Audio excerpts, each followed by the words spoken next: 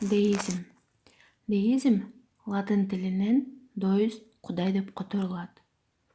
Удаалаш эмес материализмдин өзгөчө формасы деп эсептелет. Деисттер Кудай бар экенине, Кудай баарын жаратып жана ага закон бергенине ишенет. Бирок андан кийин ал законду четке чыгарып, ал законго баш ийүүгө каршы чыгышат.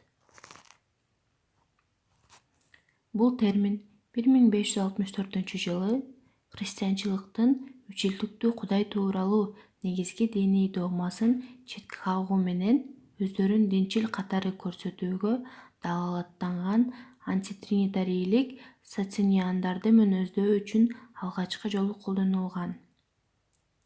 Кийинчерээк деисттер өздөрүн табигый диндин жоктоочуларыбыз деп атай баштаган.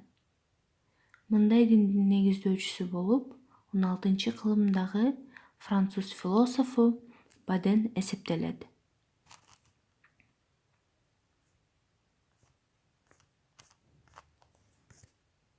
Бир 1624-жылы англиялык философ Г. Чербери «Акыйкат тууралуу китеп» деп аталган эмгегинде табигый диндин төмөнкүдөй 5 негизги жобосун белгилеген.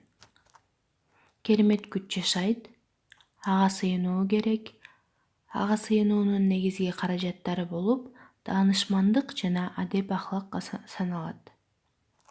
Кылмыштар менен ыймансыздык өкүнүүнү талап кылат.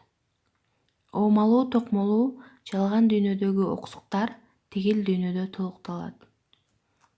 Бул жоболорго таянуу менен 17-18-кылымдарда Франция, Англия жана башка европалык өлкөлөрдө көп сандаган деисттер пайда болгон.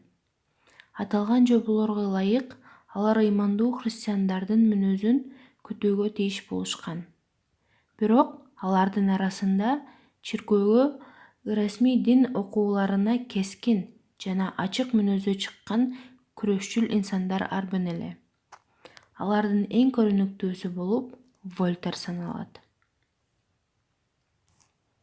Маркстык адабиятта деизм термини Кудайга ишенген, бирок дүйнөнү илимдин рационалдуу ыкмалары аркылуу түшүнүүгө умтулган философторду белгилөө үчүн колдонулган.